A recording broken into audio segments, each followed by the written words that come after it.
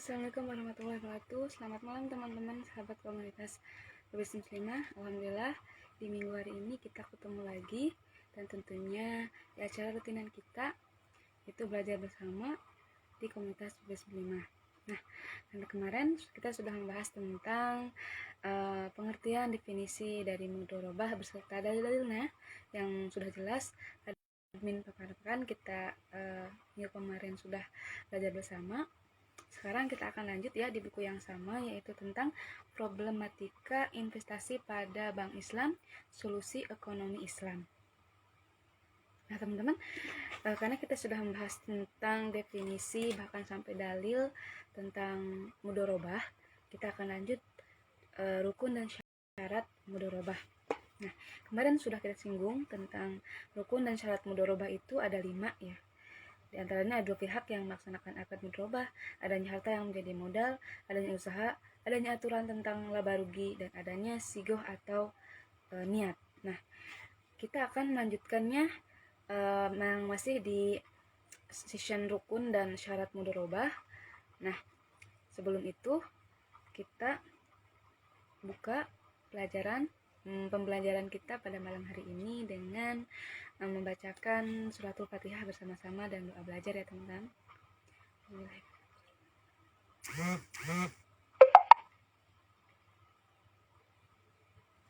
Mudah-mudahan belajar kita kali ini berkah dan bisa bermanfaat bagi kita semua.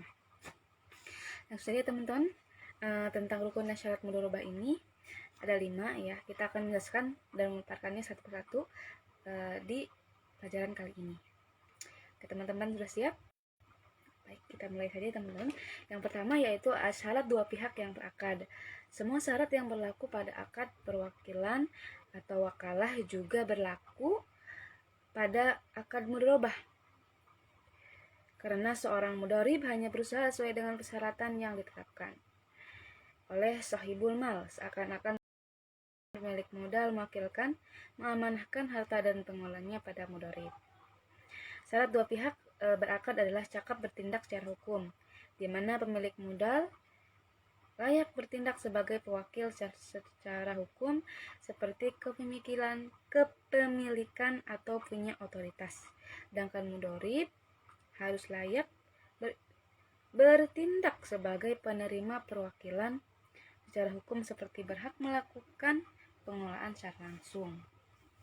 Nah, dengan demikian, jika salah satu pihak berstatus mahjur tidak cakap bertindak secara hukum, misalnya karena masih kanak-kanak, orang dungu, atau gila, maka transaksinya tidak sah. Akan tetapi wali dari orang mahjur dapat melakukan transaksi mudorobah. Nah, jadi teman-teman, yang syarat 2 pihak yang berakad ini salah satunya itu kita harus berakal ya, tidak kita harus berakal dan tidak gila ataupun orang yang masih anak-anak atau orang dungu, dan itu termasuk transaksi yang tidak sah. Jadi pastikan ketika kita melakukan akad ini, kedua pihak kita sama-sama punya akal yang sehat. Bolehkah melaksanakan akad mudorobah dengan non-muslim? Nah, kita akan jawab di pembahasan kali ini ya. Para ulama sepakat bahwa keadaan Islamnya seorang bukan syarat dari akad mudorobah. Maka seorang muslim boleh melakukan akad mudorobah dengan non-muslim. Hanya saja ulama Maliki memandangnya makruh dan lebih baik tidak dilakukan, sedangkan ulama Hambali mensyaratkan agar jalannya usaha diketahui oleh sahabil mal yang muslim. Nah teman-teman, jadi untuk bulan ini ulama Mazhab Hambali mensyaratkan mudorib non muslim tidak boleh bekerja sendiri, namun harus selalu bersertai atau diketahui oleh seorang muslim, karena non muslim dapat saja melakukan akad-akad haram seperti praktek riba atau bisnis hamar dan babi. Oleh karena itu, ulama Hambali mensyaratkan adanya pengawasan orang muslim terhadap non-muslim agar tidak terjadi hal-hal yang tidak diinginkan tersebut. Semua syarat yang berlaku pada syirkah juga berlaku pada mudorobah, karena mudorobah adalah salah satu bagian dari syirkah dalam mazhab Hambali. Nah teman-teman, jadi dari akad mudorobah dengan non-muslim ini ada yang ada ulama ya, seperti ulama Hambali ini boleh saja mudorib ini dilakukan oleh non muslim tapi tidak boleh bekerja sendiri gitu. Kita harus ada orang Islamnya yang lalu mengawasi. Sedangkan ulama Maliki tadi sudah jelaskan bahwa menganggapnya makruh dan lebih baik tidak dilakukan ya oleh orang non muslim, sebaiknya oleh sahibul mal yang beragama muslim. Malik RA tidak suka jika seorang muslim mengolah harta kaum non-muslim dalam bersama Usama mudharabah, karena beliau tidak suka jika seorang muslim bekerja sebagai buruh pada non-muslim. Tapi tidak suka bukan berarti tidak boleh. Demikian juga para ulama mazhab Maliki berpendapat makruh hukumnya jika seorang muslim menyerahkan hartanya pada non-muslim untuk diolah secara mudharabah jika non-muslim itu tidak melakukan praktek ribawi, dan jika ia melakukan praktek ribawi hukumnya haram.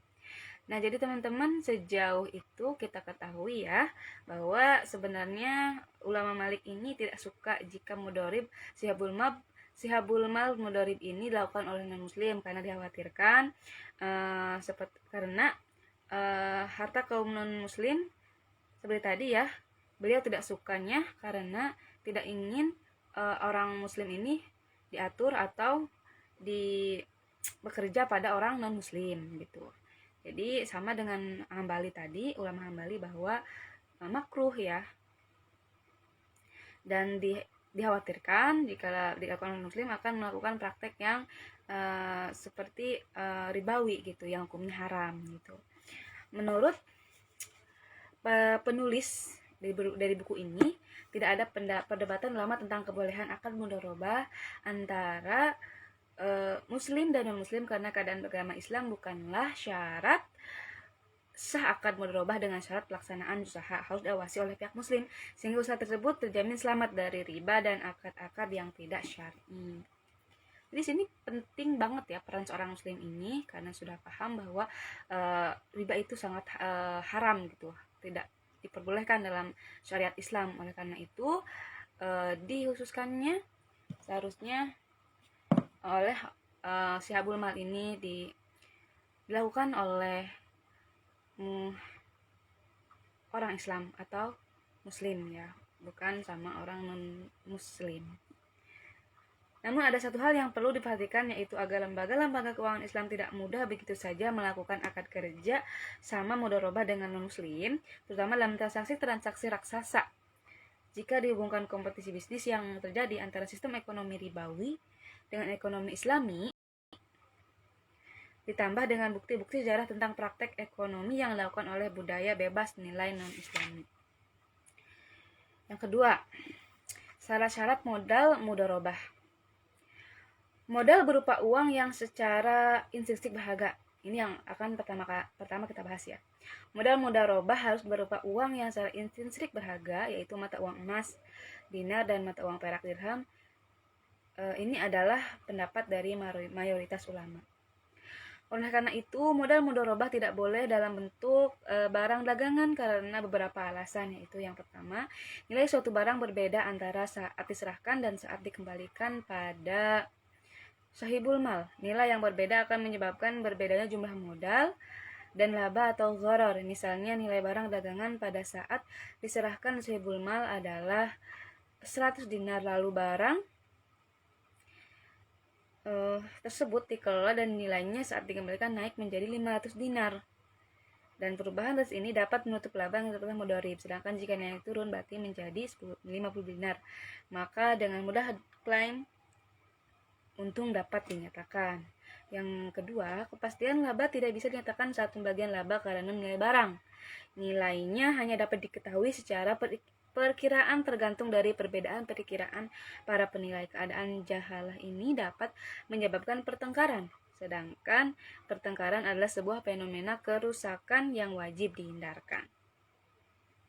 Nah, yang ketiga, yang terakhir ya, modal barang akan menyebabkan terjadinya suatu laba dari barang yang di luar tanggung jawab riba ma'lam yudaman, karena barang menjadi ain saat pembelian, dan jika modal sudah menjadi ain maka mudharib tidak bertanggung jawab. Bahkan jika modal barang tersebut habis atau rusak 1 menit sebelum diserahkan pada sahibul mal, maka mudharib tetap tidak bertanggung jawab. Sementara bentuk akad yang mengambil untung dari suatu yang tidak berada dalam penanggung jawaban dilarang oleh Rasulullah Sallallahu Alaihi Wasallam. Jadi kita dalam mengambil barang ya, disimpulkan di sini kita harus menaruh dulu nih pertanggungjawabannya kepada siapa dan jelas ditanggung oleh siapa. Jadi justru suatu barang yang tidak suatu barang ataupun suatu akad tidak memiliki seseorang yang bertanggung jawab itu justru dilarang oleh Rasulullah Sallallahu Alaihi Wasallam. Selanjutnya, masalah pertama, modal mudharabah dengan barang. Jika Sohibul Mal berkata, juallah komoditi ini lalu jadikanlah harga penjualannya, jumlah uangnya sebagai modal mudharabah. Para ulama berbeda pendapat dalam masalah ini. Yang pertama, ulama Hanafi dan Hambali membolehkan karena pada hakikatnya bukan barang yang menjadi modal mudharabah tapi uang. Sedang uang sah menjadi modal mudharabah. Samping itu, saat mudharib menjual komoditas tersebut, ia berlaku sebagai wakil. Sebagai wakil ya.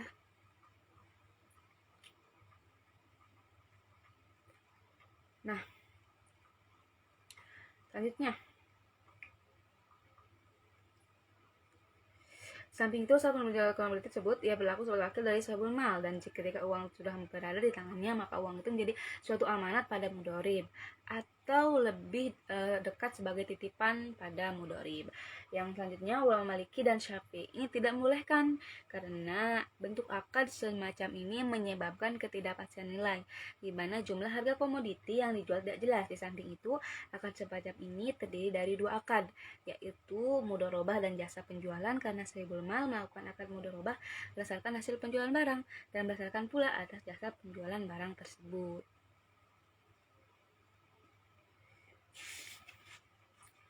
Masalah yang kedua, modal berupa uang fulus. Para ulama berbeda pendapat tentang masalah menjadikan uang fulus sebagai modal mudharabah, seperti mata uang rupiah, dolar, ringgit, dan lainnya. Para ulama yang menyamakan mata uang tersebut sebagai barang melarang mudharabah dengan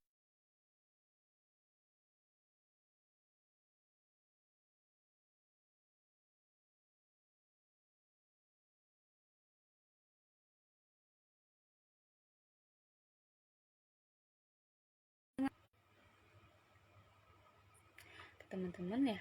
Ada sedikit gangguan. Kita lanjut lagi.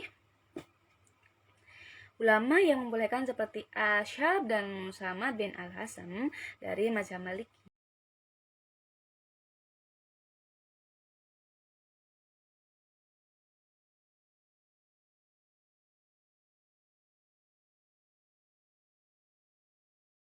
Dan Muhammad dari mazhab Hanafi. Ulama yang tidak membolehkan seperti Ibnu Al-Qasim dari mazhab Maliki, Abu Yusuf dan mayoritas ulama Syafi'i.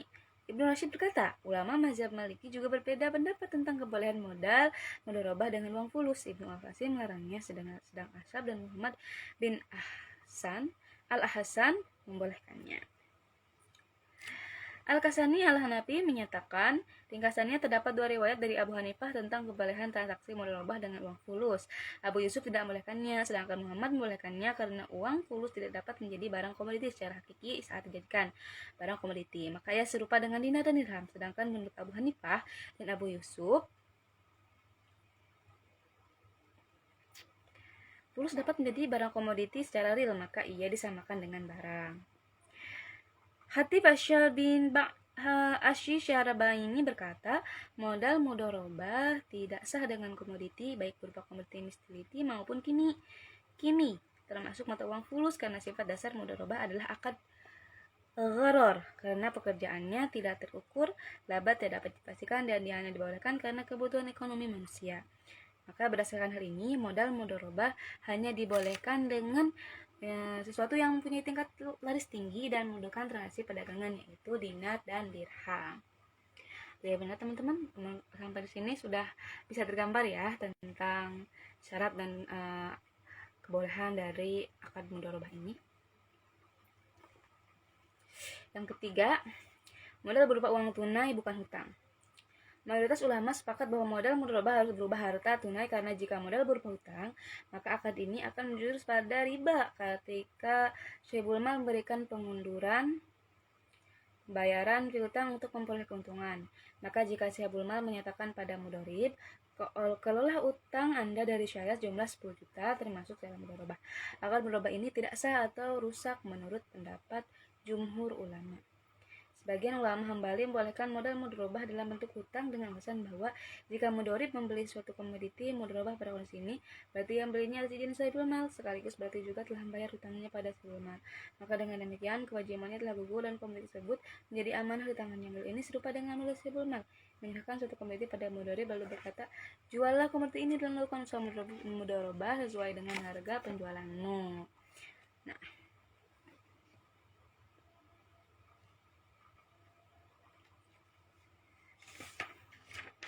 kita lanjut ya teman-teman. Ibnu Qayyim dalam Al-A'lam Al-Muwaqqi'in dukung pendapat di atas yang tadi sudah admin jelaskan ya, bahwasannya terdapat dua riwayat tentang kebolehan modal mudorobah dengan hutang dalam pendapat Ahmad. Salah satunya dibolehkan dan ini adalah pendapat terkuat dan tidak dapat dengan dalam dalil-dalil syara untuk masalah ini. Pembolehannya pun tidak bertentangan dengan kaidah-kaidah umum syariat, tidak menjurus pada riba, perjudian, goror dan kaidah umum syariat, tidak menjurus pada riba dan goror dan juga bahaya. Oleh karena itu, tidaklah layak untuk melarang akad seperti ini sesuai dengan kebaikan dan tujuan positif syariat, sedang melahirkannya sejalan dengan tuntutan kebaikan dan tujuan positif syariat. Akan tetapi, mayoritas ulama melarang akad mudorobah dengan hutang dengan alasan masing-masing. Ulama Maliki beralasan dengan akad ini dikhawatirkan jika kondisi ekonomi terhutang dalam keadaan sulit, lalu ia ingin adanya pengunduran pembayaran dengan cara penambahan, dan ini termasuk akad riba. Asy-Syafi'i dan Hanifah beralasan bahwa suatu harta dalam tanggungan tidak akan dapat berubah posisi menjadi amanah. Mayoritas ulama Hambali menyatakan bahwa harta yang terdapat pada tangan orang berhutang adalah miliknya, dan harta itu hanya terdapat pada orang yang berhutang adalah miliknya, dan harta itu hanya dapat menjadi milik pihak penghutang dengan cara pindah tangan, perpindahan kepemilikannya atau perpindahan kepemilikan. Sedangkan di sini tidak terdapat perpindahan tangan. Menurut penulis dari buku ini ya teman-teman, jika terhutang tersebut orang musyir, maka mudorobah dengan hutang tidak boleh guna menghindari syubhat riba sebagaimana yang disebutkan para ulama mazhab Maliki. Sedangkan jika terhutang tersebut orang kaya, maka tidak ada halangan untuk melaksanakan mudorobah dengan hutang. Di samping itu, kita tidak menemukan adanya teks yang tegas melarang mudorobah dengan hutang.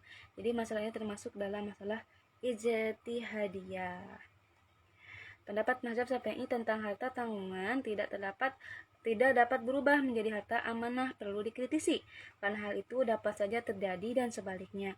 Misalnya, jika penerima titipan melakukan suatu tindakan ceroboh atau pelanggaran terhadap titipan atau amanah, maka titipan tersebut akan berubah jadi hutang yang menjadi tanggungannya.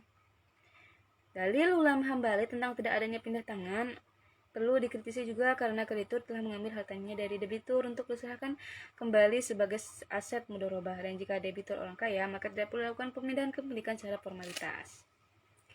Nah, itu teman-teman ya tentang masalah-masalah pada syarat akad mudorobah.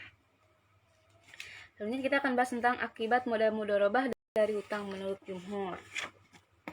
Jika mudorobah seperti yang tadi di atas itu seperti ucapan kelolalah hutang Anda dari saya sejumlah sejuta tersebut cara mudorobah tetap terjadi, lalu mudorib melaksanakan usahanya sampai dapat laba ya. Bagaimana pendapat mayoritas ulama tentang masalah ini? Terdapat dua pendapat, di antaranya pengelola mendapat upah yang wajar. Yang pertama ini ulama Syafi'i, Abu Yusuf dan Muhammad dari ulama Hanafi menyatakan bahwa semua transaksi jual beli adalah milik sahibul mal. Dialah yang menanggung untung rugi, sedangkan mudorib akan mendapat upah dari pekerjaannya sebagai pengelola.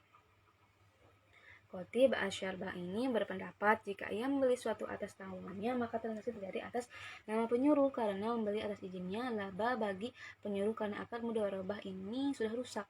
Sedangkan pengelola mendapat upah yang wajar dari pekerjaannya. Al-Kasani berpendapat apapun yang ia beli dan jual adalah milik Sohibul mal, maka untung dan rugi juga baginya. Alasan Muhammad Abu Yusuf adalah bahwa siapa yang saja yang mewakilkan orang lain untuk membeli sesuatu dengan menggunakan hutang yang ada asas orang tersebut, maka jual belinya sah.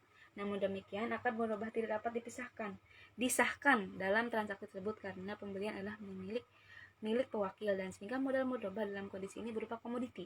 Seakan-akan dalam akad ini, sohibul mal mewakilkan pengelola untuk membeli suatu komoditi lalu kembali menyerahkannya padanya secara murabah, maka ia menjadi murabah dengan modal komoditi.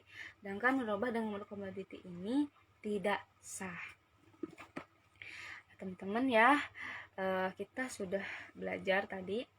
Nah, mungkin teman-teman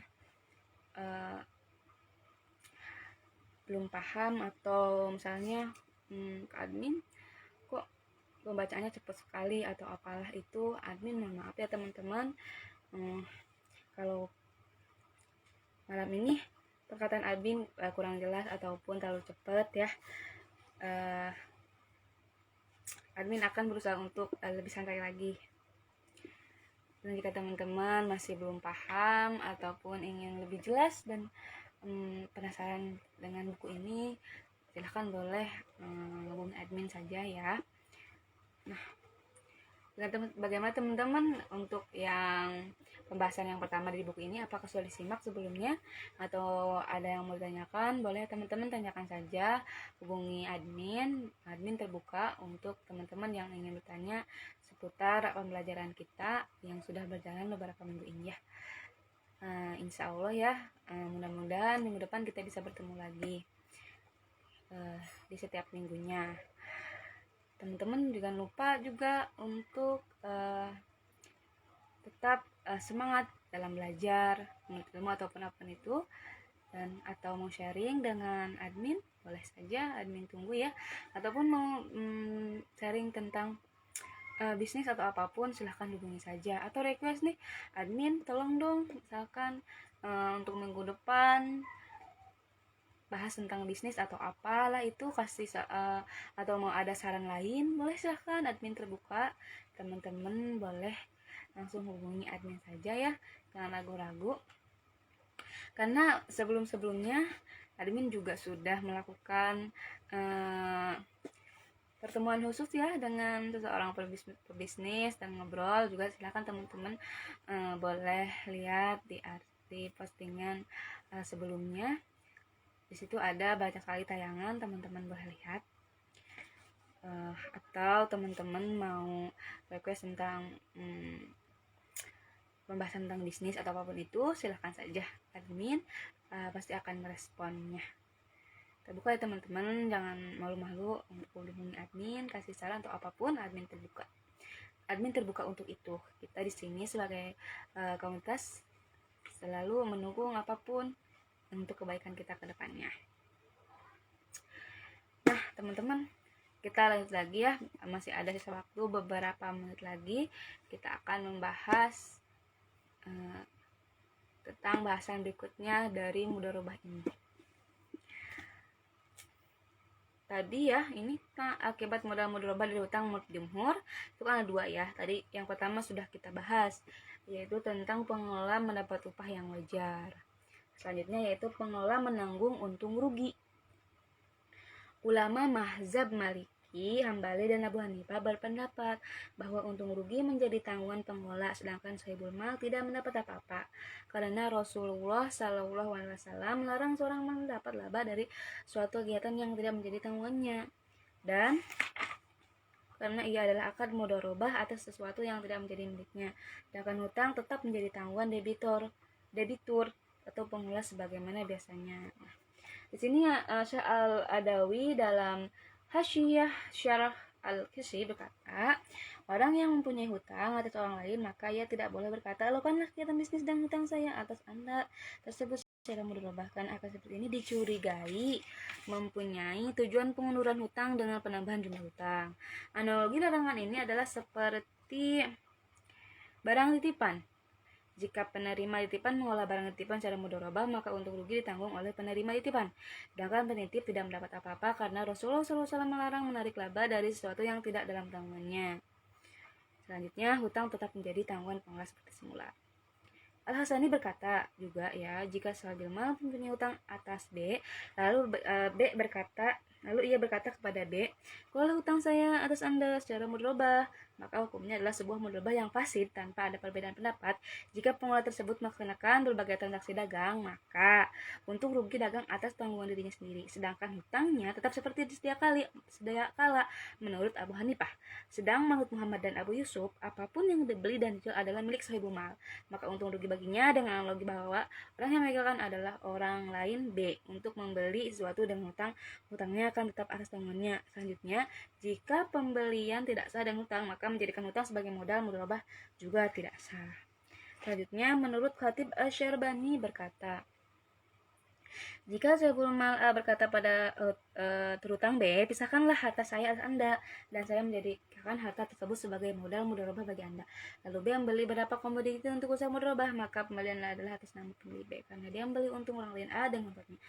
Dan karena Saiful Mal telah mensyaratkan mudharabah dengan sebuah syarat, di mana harta itu bukanlah miliknya.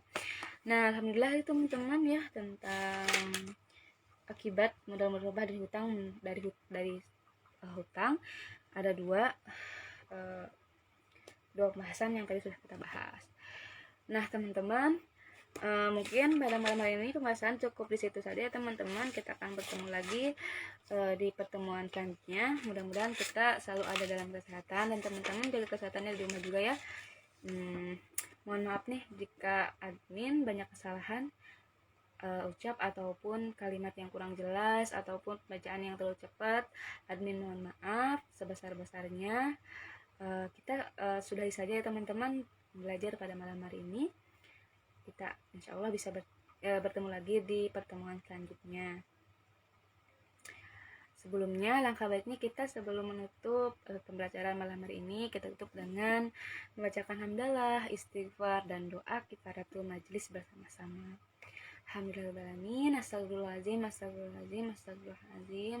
Subhanakallahumma wa bihamdika asyhadu an la ilaha illa anta astaghfiruka wa atubu ilaik. Alhamdulillahirrahmanirrahim. Cukup sekian dari admin. Kurang lebihnya mohon maaf. Wabillahi taufiq wal hidayah. Wassalamualaikum warahmatullahi wabarakatuh. Selamat tinggal teman-teman. Sampai jumpa di minggu selanjutnya. Terima kasih yang sudah hadir pada malam ini. Terima kasih. Kita bertemu lagi minggu depan.